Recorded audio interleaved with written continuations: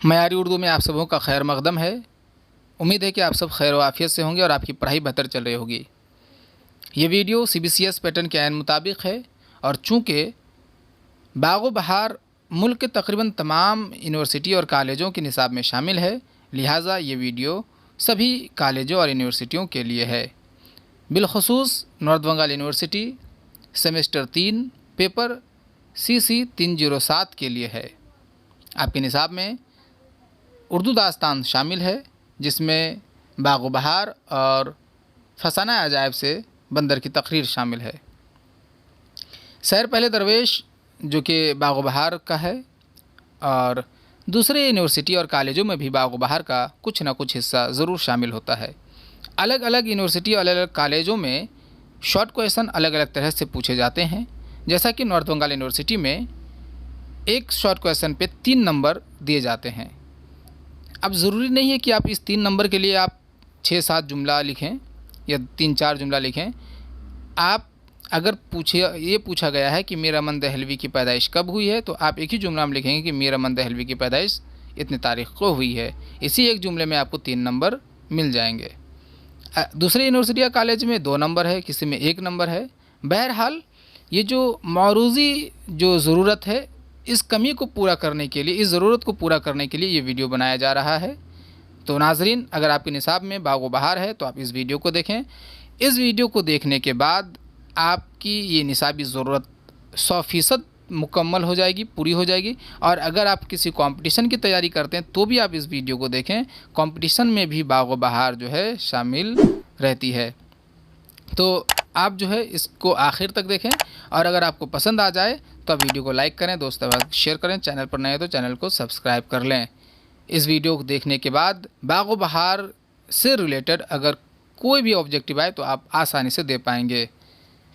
तो आइए आगाज़ करते हैं आज की इस उम्दा नशिस्त का। सबसे पहले देखिए, मीर अमन जो है, जो बागो बहार के जो मुसन्निफ़ हैं उनका नाम मीर अमन है। नाम क्या है? मीर अमन। दूसरे मुहक्किकीन के मुताबिक किसी ने मीर अमान भी लिखा है और किसी ने मीर अमन लिखा है। मीम के ऊपर में तशदीद है। बहरहाल हम लोग अमन बोलते हैं, वो अमन है, मीर अमन इस तरह से। तखल्लुस क्या है? लुत्फ़ है। तखल्लुस लुत्फ़ है। लेकिन दूसरे माहिरीन ने मीर अमान भी जो है तखल्लुस बताया है। लुत्फ़ चूँकि गंज खूबी है इनकी दूसरी किताब, उसमें इन्होंने लुत्फ़ इस्तेमाल किया है। और बागो बहार के आखिर में कुछ अशार हैं जिसमें लुत्फ़ ही तखल्लुस है, लिहाजा लुत्फ़ को मान लेना मुनासिब है। लेकिन आप ये याद रखें कि उनके नाम और तखल्लुस दोनों में इख्तिलाफ़ राय है। ये अक्सरियत है, इसलिए यहाँ पे लिखा गया है। तो और चूँकि मीर अमन के हवाले से जो उनकी हालात ज़िंदगी है वो बहुत कम दस्तयाब है, इस वजह से बहुत परेशानी होती है उनकी हालात ज़िंदगी को पेश करने में। हमेशा याद रखें कि मीर अमन दहलवी के हवाले से जो बात की जाती है वो क़रीन क़ियास होती है और माहिरीन के मुताबिक बात करनी होती है, क्योंकि कुछ माहिरीन की राय ये होती है, कुछ माहिरीन की राय वो होती है। बहरहाल तो मीर अमन जो है ये अक्सरियत की राय है और लुत्फ़ उनका तखल्लुस है, ये भी अक्सरियत की राय है। घबराने की ज़रूरत नहीं है। अगर ऑब्जेक्टिव बनेगा तो एक ही देगा, ऐसा नहीं है कि वो दोनों भर देगा जिसमें से आपको परेशानी होगी सेलेक्ट करने में, ऐसा कुछ नहीं है। तो इसीलिए परेशान ना हों। और अगर ऐसा होता है कि सवाल ये पूछता है कि मीर अमन दहलवी का असल नाम बताइए, तो आप डायरेक्ट लिखेंगे मीर अमन दहलवी का नाम असल नाम मीर अमन है। अगर पूछता है कि मीर अमन दहलवी का तखल्लुस बताइए, तो आपको लिखना है कि मीर अमन दहलवी का तखल्लुस लुत्फ़ है, क्योंकि बुनियादी जो की पॉइंट है वो तो यहाँ पे दिया गया है, पूरा वो लिखा नहीं गया है। सवाल और जवाब का ये निशस्त नहीं है, ये जो है कंसेप्ट क्लियर करने का ये निशस्त है। तो बस आपके लिए जो बेसिक पॉइंट है वो यहाँ पे पेश किया गया है। आप सवाल को देख करके जवाब आप लिख पाएंगे आसानी से, क्योंकि ग्रेजुएशन में आ गए इतना तो आप कर ही पाएंगे। उसके बाद देखिए, यहाँ पे उनकी पैदाइश में भी इख्तिलाफ है। उनकी पैदाइश बाज़ के मुताबिक 1730 है, बाज़ के मुताबिक 32 और बाज़ के मुताबिक 33। बहरहाल मैं बार बार कह रहा हूँ कि क़रीन क़ियास और अक्सरियत की राय 1732 की तरफ जाती है, इसीलिए जो है आप 1732 को ही लिखेंगे। 1732 में दिल्ली में मीर अमन पैदा हुए और उनका जो इंतकाल हुआ वो 1808 ईस्वी में ही हुआ। तो ये हमेशा याद रखें, इसमें थोड़ी बहुत जो है लोच है। मीर अमन जो है ज़रिया माश के लिए, रोज़ी रोटी के लिए जो है दिल्ली से कलकत्ता जाते हैं और वहाँ पे जो है उनकी मुलाकात, वहाँ पे क़याम करने के बाद, कुछ साल क़याम करने के बाद जो है उनकी मुलाकात होती है मुंशी मीर बहादुर अली हुसैनी से। और ये जो मुंशी मीर बहादुर अली हुसैनी हैं, ये फोर्ट विलियम कॉलेज के पहले से ही जो है उस्ताद थे, मुंशी वहाँ पे मौजूद थे, मुकर्रर थे। तो उनसे मुलाकात होती है और मुलाकात होने के बाद जो है यही मीर बहादुर अली हुसैनी जो है इनको डॉक्टर जॉन गिलक्राइस्ट, देखिए यहाँ पे लिखा हुआ है डॉक्टर जॉन गुलक्राइस्ट, कहीं पे इनका नाम डॉक्टर गुलक्राइस्ट लिखा गया और कहीं पे गिलक्रिस्ट लिखा गया है। तो बहरहाल कोई मसला नहीं है, गिलक्रिस्ट हो या गुलक्राइस्ट हो। तो अगर सवाल होता है कि मीर अमन दहलवी की मुलाकात किसने गुलक्राइस्ट से कराई थी, तो आपको लिखना है कि मीर बहादुर अली हुसैनी ने। और मीर बहादुर अली हुसैनी के हवाले से एक बात ये भी है कि फोर्ट विलियम कॉलेज में जितने भी मुंशी थे उनके ये हेड थे, मतलब हेड टीचर जिसको बोलते हैं, हेड मास्टर, ये मीर थे, मीर मुंशी, है ना, मतलब मुंशियों में सबसे आला दर्जा इनको दिया गया था, तो मीर मुंशी थे ये। तो फोर्ट विलियम इससे गुलक्राइस्ट से, और ये गुलक्राइस्ट जो हैं ये फोर्ट विलियम कॉलेज में जो हिंदुस्तान यानी कि जो उर्दू का जो शाबा था ये उसके सदर थे। तो इनसे मुलाकात करवाई थी इसकी मीर अमन की मीर बहादुर अली हुसैनी ने। मेरे ख्याल से आप ये जानते होंगे कि फोर्ट विलियम कॉलेज की बुनियाद कब क्यों डाली गई थी। अगर आप नहीं जानते हैं तो फोर्ट विलियम कॉलेज पर तफसीली वीडियो बनाया जा चुका है, उसको आप देखें, चैनल पर मौजूद है। उसके बाद देखिए कि मीर अमन जो है वहाँ गए फोर्ट विलियम कॉलेज में, वहाँ पे वो मुकर्रर हो गए मुंशी, 40 रुपये माहवार पे मुंशी जो है मुकर्रर हो गए। और गुलक्रिस्ट ने जो है उन्हें नसीहत की के, हिदायत दी कि एक आसान ज़बान में किताब लिखी जाए। तो उस वक्त जो है तसनीफ़ करना बहुत मुश्किल काम था, क्योंकि तसनीफ़ में काफ़ी ज़्यादा वक्त लगता है, इसलिए तर्जमा करना जो है ज़्यादा आसान मालूम हो रहा था। इसीलिए जो है उस वक्त नौतर्ज मुरस्सा जो है उर्दू में थी, लेकिन चूँकि उसमें अरबी और फ़ारसी के जो है अल्फाज और मरकबात जो है बहुत ज़्यादा मौजूद थे, जिसे समझना मुहाल था। इसीलिए गुलक्राइस्ट ने हिदायत की कि इसे जो है आसान उर्दू में जो है पेश किया जाए। अब अगर आप ये देखना चाहें कि नौतर्ज मुरस्सा भी उर्दू में मौजूद थी, और तो फिर उसको उर्दू में लिखने की क्या ज़रूरत पड़ी, आखिर उर्दू तो उर्दू है। तो आप इस इबारत को देखिए, आपको समझ में आ जाएगा कि आखिर फ़र्क क्या था जिसकी वजह से नौतर्ज मुरस्सा को आसान उर्दू में पेश किया गया। और जिस उर्दू में बाग़ बहार को लिखा गया, ये इस उर्दू का पहला नमूना है। यहाँ से इस उर्दू की जो है डाक बेल पड़ती है। इससे पहले इस तरह की उर्दू थी। आप देखिए इबारत को पहले देखिए एक बार। नौतर्ज मुरस्सा से जो है इबारत मुलाहिज़ा कीजिए। ये नौतर्ज मुरस्सा की इबारत है। जिस वक्त जुल्फ़ ख़ातून शब की कमर तक पहुँची और चश्म खलाइक की खुमार नशा गुनूदगी के से सरमस्त ख्वाब गफलत की हुई, यकायक एक संदूक चौबीं फराज दीवार हिसार के से मानिंद खुर्शीद के बिरज होद के से जला बख्शी दीदा तमाशबी का हुआ। फ़कीर वारिदात इस हाल के से मुताजुब हुआ कि आया ये ख़याल तिलस्मात का है या वो का है या मुसब्बब असबाब हकीकी ने ऊपर बेकसी मेरी के नज़र तरहम की फरमा के ख़ज़ानाए गैब से दौलत गैर मुतरक़िब मरहमत की। ये इबारत जो है नौतर्ज मुरस्सा की है। अब देखिए इसी इबारत को मीर अमन दहलवी ने किस अंदाज में पेश किया। जिस वक्त आधी रात इधर और आधी रात उधर हो गई, सुनसान हो गया, देखता क्या हूँ कि एक संदूक किले की दीवार पर से नीचे चला आता है। ये देख कर मैं अचंभे में आया कि ये क्या तिलिस्म है। शायद खुदा ने मेरी हैरानी और सरगिरानी पर रहम खाकर ख़ज़ानाए गैब से इनायत किया है, ख़ज़ाना गैब से इनायत किया है। अब देखिए दोनों इबारत को पढ़ने के बाद किस कदर जो है, इस इबारत को पढ़ने के बाद जो है झुंझलाहट महसूस होती है, लेकिन इस इबारत को जब पढ़ते हैं तो एक दिली आसूदगी महसूस होती है। दिल में एक अलग लेवल, अलग अजब तरह का जो है फ़ज़ा कायम हो जाती है। एक अजब तरह की हैरत और तजज़ुब जो है इसमें हम लोग को महसूस होने लगती है, लेकिन उसमें ऐसी कोई कैफियत नहीं दिखती है। बहरहाल उस वक्त जो है इसी तर्ज़ उसलूब की जो है काफ़ी हिमायती थे लोग, इसी तर्ज़ उसलूब पर जान छिड़कते थे। लेकिन ये जो मीर अमन ने लिखा ये यहाँ से आगाज़ है इस नई उर्दू का। अब जो है आप ये देखिए कि आगे देखते हैं हम लोग जो पढ़ रहे थे।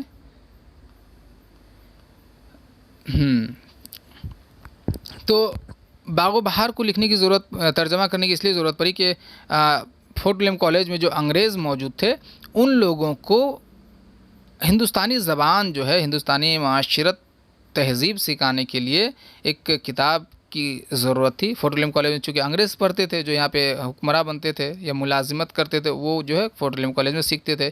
तो इसीलिए जो है नौ-दर्ज मुरस्सा को बागो बहार के नाम से तर्जमा किया गया और नाहियत ही आसान उर्दू में तर्जमा किया गया।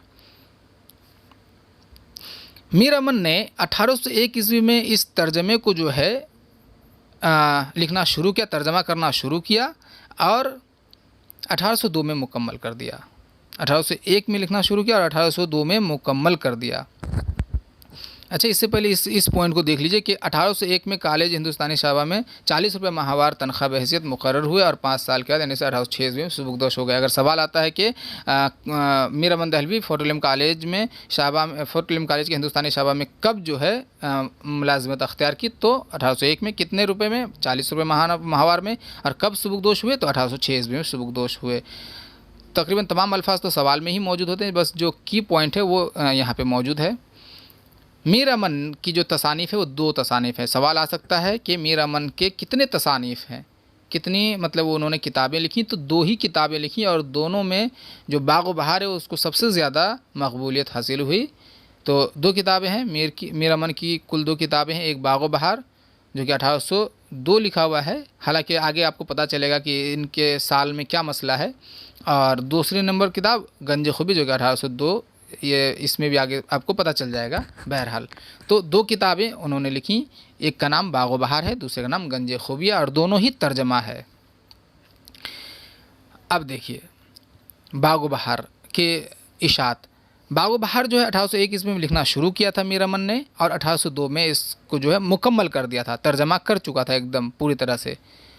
और चूँकि 1802 ईस्वी में मुकम्मल हुआ इसलिए इसका जो तारीख़ी नाम है बागो बहार तजवीज़ पाया। अब ये तारीख़ी नाम क्या है, यानी कि देखिए इसको इल्म अबजद कहते हैं। इल्म अबजद के मुताबिक जो है ये जो हर्फ होते हैं अलिफ बे ये सब या तक जो है हर एक का जो है एक डिजिटल मतलब डिजिट कह के उसका जो है कीमत वैल्यू है ना, प्लेस वैल्यू है, उसको जब हम लोग जोड़ते हैं यानी बे प्लस अलिफ प्लस गैन प्लस वाव प्लस बे प्लस हे प्लस अलिफ प्लस रे, इसके प्लेस वैल्यू का अगर हम लोग जोड़ेंगे तो निकलेगा 1801। और चूँकि 1801 निकलेगा इसीलिए इसका नाम जो है बागो बहार रखा गया, इसीलिए कहा जाता है तारीख़ी नाम। इसको जोड़ने का जो तारीख़ अगर निकल जाए तो नाम को तारीख़ी नाम कहा जाता है। और चूँकि वो 1802 में मुकम्मल हो गया इसलिए वो पहली बार जो है इसके 102 सफ़हात पर जो है मतलब गुल क्राइस्ट के एक इंतखाबी मजमूए थे जिसका नाम हिंदी मैनुअल था, इसमें किस्सा चहार दरवेश के उन्वान से ही छपा था ये। लेकिन यही तर्जमा जो है बागो बहार के नाम से जो है मुकम्मल किताब जो है 1803 ईस्वी में पहली बार हिंदुस्तानी प्रेस कलकत्ता से शाये हुई थी। तो सवाल अक्सर ये आता है कि बागो बहार की तसनीफ़ कब हुई, तो 1803 में देना है, 1802 नहीं देना है। 1803 में चूँकि बागो बहार के नाम से तसनीफ़ हुई। हालांकि अगर आपसे ये पूछा जाए कि इब्तदाई नुस्खा है ना, इब्तदाई नुस्खा किस नाम से शाये हुआ, तो आपको बोलना होगा किस्सा चहार दरवेश के नाम से। कहाँ पे किस मजमूए में, तो गुल क्राइस्ट के एक इंतखाबी मजमूए हिंदी मैनुअल में। ये जहन में रखें। अगर इशात पूछा जाए कि बागो बहार की इशात कब हुई, तो बागो बहार की इशात 1803 ईस्वी में हुई। और कहाँ से हुई, तो हिंदुस्तानी प्रेस जो कि कलकत्ता में है वहाँ से हुई। अब देखिए यहाँ पे बागो बहार के माखिज़ यानी बागो बहार जो तर्जमा है वो किसका है, तो देखिए ख़ुद जो है मीर अमन दहलवी का ये मानना है कि बागो बहार अमीर खुसरू जो कि 14वीं सदी के शायर हैं, अदीब हैं, इनकी तसनीफ़ करदा क़िस्सा चहार दरवेश जो कि फ़ारसी में है, इसका आज़ाद तर्जमा है। क़िस्सा चहार दरवेश अमीर खुसरू की तसनीफ़। अगर आपसे सवाल करें कि क़िस्सा चहार दरवेश किसकी तसनीफ़ है, तो आप बोलेंगे अमीर खुसरू की। हालांकि आप अपने जहन में रखें कि ये जो बात है कि ये क़िस्सा चहार दरवेश किसकी तसनीफ़ है, इस पर भी जो है इख्तिलाफ़ राय है, लेकिन अक्सरियत की राय है कि ये अमीर खुसरू की है। बहरहाल और उसके बाद जो है इसी क़िस्सा चहार दरवेश को, जो कि फ़ारसी में है, इसको मीर अता हुसैन ख़ान तहसीन ने नौतर्ज़ा मुरस्सा के नाम से 1775 ईस्वी में, यानी कि फोर्ट विलियम कॉलेज कायम होने के 25 साल पहले, नौतर्ज़ मुरस्सा के नाम से तर्जमा कर दिया था उर्दू में। लेकिन चूँकि ये उर्दू जो है फ़ारसी और अरबी अल्फाज और मरकबात से जो है भरी पड़ी है, इसी वजह से इसको जो है मतलब वो शोहरत नहीं मिली जो कि बाग़ बहार को मिली। तो अगर इसके माखिज़ पर गौर किया जाए तो इसके माखिज़ जो हैं वो हैं क़िस्सा चहार दरवेश, और इसका जो उर्दू तर्जमा है नौतर्ज़ मुरस्सा, ये दोनों इनका जो है क्या बोलते हैं माखिज़ करार पाता है। तो अगर आपसे सवाल करें कि ये क़िस्सा चहार दरवेश किसकी तसनीफ़ है, तो अमीर खुसरू की है। नौतर्ज़ मुरस्सा किसकी तसनीफ़ है, तो मीर अता हुसैन ख़ान तहसीन की तसनीफ़ है। नौतर्ज़ मुरस्सा की तसनीफ़ कब लिखी गई, तो 1775 ईस्वी में लिखी गई। और अगर पूछा जाए कि बाग़ बहार का माखिज़ बताइए, तो आपको लिखना है कि बाग़ बहार का माखिज़ अमीर खुसरू की फ़ारसी दास्तान क़िस्सा चहार दरवेश और इसकी उर्दू तर्जमा नौतर्ज़ मुरस्सा है। बहरहाल अब आगे देखते हैं।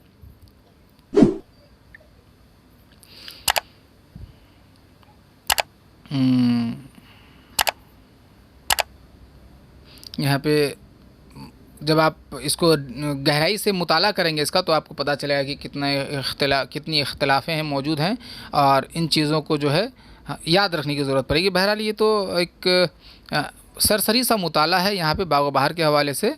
इसके बाद जो है हम लोग इनका तनक़ीदी जायज़ा लेंगे, बाग़ बहार का तनक़ीदी जायज़ा भी लेंगे, और उसके बाद जो है बाग़ बहार की इक़्तिबास से सवाल बनाएंगे, और फिर इक़्तिबासात की तशरीह भी करेंगे हम लोग, क्योंकि अक्सर इम्तिहान में ये आ जाता है। बहरहाल आप देखिए बाग़ बहार के किरदार, यहाँ पे चंद ख़ास किरदार दिए गए हैं, लेकिन जब इक़्तिबास से सवालात लिए जाएंगे तो पूरी तरह से तफसील से सवालात बनाए जाएंगे। बहरहाल यहाँ देखिए बाग़ बहार का जो मरकज़ी किरदार है वो आज़ाद बख्त बादशाह है ना, आज़ाद बख्त। बाग़ बहार के दीगर किरदार जिसमें 4 दरवेश है, दमिश्क व बसरा की शहज़ादियाँ, फ़रंग की मलका, पीर मर्द अजमी की बेटी ख्वाजा सकपरस्त, बहज़ाद होगा वो बहज़ाद ख़ान, मुबारक, बख्तियार, जिनों के 2 बादशाह मलिक शहपाल और मलिक सादिक के अलावा शहपाल की बेटी रोशन अख्तर शामिल हैं। इन किरदारों पर जो है जब इसके बाद वाले वीडियोस में इक़्तिबास से जब सवालात, ऑब्जेक्टिव सवालात बनाए जाएंगे, तब जाके बहुत डिटेल्स में गुफ्तगू की जाएगी तमाम किरदारों के बारे में भी, वरना ये वीडियो कुछ ज़्यादा ही तवील हो जाएगा, इसलिए इस ख़दशे से इसको यहाँ पे हम लोग नज़रअंदाज करते हैं। अब देखिए क्या लिखा है कि वज़ीरज़ादी का किरदार निस्वानी किरदारों में सबसे अहम है। बहरहाल आगे बढ़ते हैं। अगर ये सवाल आता है कि बाग़ बहार के किरदार कैसे हैं, तो आप बोलेंगे कि बाग़ बहार के जो किरदार हैं वो मिसाली हैं। ठीक है, मिसाली किरदार पेश किए गए हैं। आप देखिए दरवेशों के मुल्क और शादियाँ, ये बहुत इम्पॉर्टेंट सवाल बनता है अक्सर कि कौन सा दरवेश किस मुल्क का था और उसकी शादी किससे हुई। तो पहला दरवेश जो है यमन मुल्क के मशहूर सौदागर है ना, सौदागर का लड़का है ख्वाजा अहमद, जिनका नाम है ख्वाजा अहमद, मलिकुत्तुज्जार है वो, यानी कि उस मुल्क में यानी यमन में जितने भी ताजिर हैं उनमें सबसे बड़ा जो ताजिर है वो ख्वाजा अहमद है, जो कि पहले दरवेश के वालिद साहब हैं। इसकी शादी जो है वो दमिश्क की शहज़ादी से होती है। दूसरा दरवेश फ़ारस का शहज़ादा है, इसे फ़ारिस भी पढ़ते हैं, बहरहाल शहज़ादा है। इसका निकाह जो है बसरे की शहज़ादी से होता है। उसके बाद तीसरा दरवेश अजम का बादशाहज़ादा है, इसका ब्याह फ़रंग की मलिका से होता है। चौथा दरवेश चीन का शहज़ादा है, उसकी शादी पीर मर्द अजमी की बेटी से होती है। मलिक शहपाल की बेटी रोशन अख्तर का निकाह आज़ाद बख्त के बेटे बख्तियार से करा दिया जाता है। ये किरदारों जो किरदार हैं क्या बोलते हैं, उनके मुल्क और उनकी शादियाँ इस हवाले से है और अक्सर इम्तिहानों में पूछा भी जाता है। तो इससे आप याद रखें, ऐसा सवाल बन सकता है कि पहला दरवेश किस मुल्क का बासी था, तो आप बताएंगे पहला दरवेश मुल्क यमन का बासी था। दूसरा दरवेश, इसी तरह से सवालात बनेंगे, आपको अपने जहन में रखने की ज़रूरत है। इस बुनियादी नुस्खे को आप याद रखें। अगर आपको PDF की ज़रूरत पड़ेगी तो आप मुझसे रब्ता करें, आपको PDF जो है हम पहुँचाई जाएगी। अब बाग़ बहार का उसलूब, इसको आप जानें कि बाग़ बहार, आपको मैंने इबारत दिखा करके ये अंदाज़ा लगा दिया कि बाग़ बहार का उसलूब कितना उम्दा है और बाग़ बहार की अहमियत और बाग़ बहार जो एक ज़िंदा किताब की हैसियत हासिल कर चुकी है वो क्यों। क्योंकि बाग़ बहार से पहले की हम लोग अगर इबारत को देखें या उर्दू नस्र को देखें तो हम लोगों से बालातर है वो। और बाग़ बहार जो है इब्तदाई नमूना है और चूँकि इतनी हुस्न खूबी के साथ इसे पेश किया गया है कि इसमें आज भी हम लोग कमी कोताही नहीं निकाल पाते हैं। इसीलिए बाग़ बहार मुल्क के या मुल्क से बाहर भी कॉलेजों यूनिवर्सिटियों के निसाबों में शामिल है। हर ख़ास व आम में जो है इसका चर्चा है, इसे पढ़ा जाता है शौक़ के साथ आज भी। बहरहाल, तो बाग़ बहार पर देखिए कलीमुद्दीन अहमद ने क्या कहा, सादगी व पुरकारी बैक वक्त जमा हैं। ये सवाल आता है कि सादगी व पुरकारी बैक वक्त जमा हैं, ये किसका कौल है, तो कलीमुद्दीन अहमद का ये कौल है। मौलवी अब्दुल हक इसके हवाले से कहते हैं अपने वक्त की नहायत फसीह व शीरी ज़बान है। बाग़ बहार के हवाले से ये भी सवाल हो सकता है कि अपने वक्त की नहायत फसीह व शीरी ज़बान है, बाग़ बहार के हवाले से ये किसका कौल है, तो मौलवी अब्दुल हक का है, ये याद रखें। डॉक्टर ज्ञानचंद जैन ने कहा, मीर अगर अहले ज़बान थे तो अमन खालिक़े ज़बान। मीर यानी मीर तक़ी मीर वो अहले ज़बान थे तो खालिक़े ज़बान कौन है, मीर अमन। ये डॉक्टर ज्ञानचंद जैन ने कहा। डॉक्टर सैयद अब्दुल्ला कहते हैं बाग़ बहार उर्दू नस्र की पहली ज़िंदा किताब करार पाई। ये वो कौल है जो कि बहुत मशहूर है, इसे आप अच्छी तरह याद रखें, बहुत से इम्तिहानात में कई बार पूछे जा चुके हैं। वक़ार अज़ीम कहते हैं इसकी सबसे बड़ी खूबी फसाहत व बलागत है। डॉक्टर वहीद कुरैशी कहते हैं इससे उर्दू नस्र में एक नई समत का पता चलता है। प्रोफेसर हमीद अहमद ख़ान कहते हैं बाग़ बहार पाकीज़ा और शफ़ाफ़ उर्दू का उबलता हुआ चश्मा है। देखिए तारीफ़। नूरुल हसन नक़वी कहते हैं यह हमारी ज़बान की एक सदाबहार किताब है, इसे हर दौर में शौक़ से पढ़ा जाता रहा है और पढ़ा जाता रहेगा, इसमें कोई शक नहीं है। नूरुल हसन नक़वी साहब, बिल्कुल ये हमारी जो है वो किताब है जो हर दौर में पढ़ी जाती रही है और पढ़ी जाती रहेगी इंशाअल्लाह। डॉक्टर एजाज़ हुसैन कहते हैं इसकी सादगी और सलासत ने उर्दू ज़बान में एक नया रास्ता खोल दिया। सर सैयद अहमद ख़ान कहते हैं मीर अमन को उर्दू नस्र में वही मर्तबा हासिल है जो मीर तक़ी मीर को शायरी में हासिल है। ये नहायत ही मशहूर कौल है, इसे तो आप एकदम याद कर लें कि सर सैयद का कौल है मीर अमन को उर्दू नस्र में वही मर्तबा हासिल है जो मीर तक़ी मीर को शायरी में हासिल है। तो ये सब बाग़ बहार के उसलूब के हवाले से उम्दा कौल अक़वाल थीं, आप इसे याद कर लें। अब बाग़ बहार की दीगर ख़ुसूसियात पर हम लोग रोशनी डालें अगर, तो जदीद उर्दू नस्र का आगाज़ बाग़ बहार से होता है। सवाल पूछा जाता है कि जदीद उर्दू नस्र का आगाज़ किस किताब से हुआ, तो बाग़ बहार से हुआ। बाग़ बहार का प्लाट गैर मरबूत और पेचीदा है। सवाल होता है कि बाग़ बहार का प्लाट कैसा है या बाग़ बहार में किस तरह का प्लाट है, तो गैर मुनज़्ज़म या फिर गैर मरबूत या पेचीदा है। बाग़ बहार के कुल 5 क़िस्से हैं, एक आज़ाद बख्त और 4 दरवेशों के। आप जानते हैं फोर्ट विलियम कॉलेज में लिखी जाने वाली सबसे अहम तसनीफ़ बाग़ बहार है। बाग़ बहार को उर्दू नस्र में वही मर्तबा हासिल है जो मीर को उर्दू शायरी में है। ये सर सैयद अहमद ख़ान ने कह डाला है। गंज खूबी के बारे में आप जान लें कि मीर अमन की दूसरी किताब गंज खूबी है। ये मुल्ला हुसैन वाज़ काशफ़ी की फ़ारसी किताब अखलाक़ मोहसिनी का तर्जमा है। गंज खूबी भी फोर्ट विलियम कॉलेज में 1802 ईस्वी में लिखी गई।